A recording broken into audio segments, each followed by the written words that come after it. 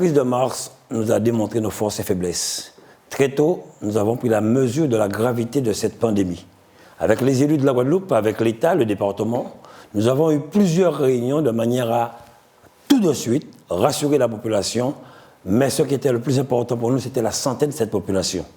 La région Guadeloupe a dû commander des masques, a dû prendre des mesures pour pouvoir accompagner les institutions, le corps médical, les écoles, les entreprises, des réunions avec le monde économique afin tout de suite d'éviter qu'il y ait une chute de notre économie. Aujourd'hui, nous nous rendons compte que beaucoup d'entreprises ont été touchées. Les choses ont été très difficiles. La région s'est engagée tout de suite à permettre la fabrication de solutions hydroalcooliques, à accompagner une entreprise à la fabrication de masques chirurgicaux.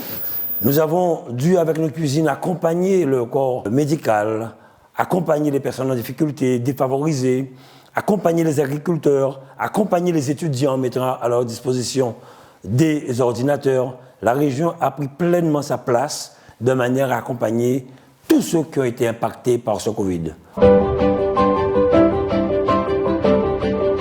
Aujourd'hui, nous le disons, nous avons une perte très importante en matière économique, plus de 29 millions, et nous avons demandé à l'État de nous accompagner à garantir les recettes de 2019. Sinon, la région ne pourra pas faire face convenablement à ce plan de relance que nous avons déjà mis en place pour pouvoir aider l'économie du pays, mais éviter une très forte vague de licenciements dans notre région. La solidarité de tous les élus nous a permis quand même de faire face à cette crise, cette guerre sans précédent. Aujourd'hui, nous le disons, on a besoin de l'accompagnement de l'État, on a besoin de l'accompagnement de nos collègues aussi, présidents de région, on a besoin des élus, des EPCI, des parlementaires pour que nous puissions nous relever, relancer convenablement l'économie du pays et retrouver le même niveau que 2018, car en Guadeloupe, nous étions sur une très bonne croissance et un nombre important de recrutement dans les entreprises.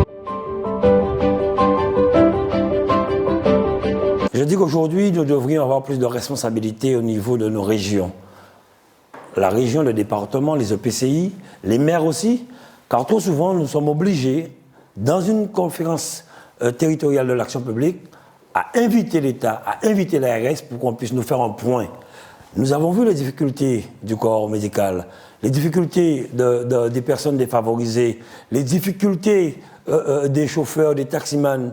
Donc aujourd'hui, nous le disons, plus de responsabilités nous permettra de pouvoir prendre des décisions, car les Guadeloupéens sont les meilleurs experts des problématiques de la Guadeloupe. Aujourd'hui, la Guadeloupe a pris un sérieux coup en matière économique. Nous avons eu des réunions avec les chambres solaires, le monde économique, et c'est alarmant.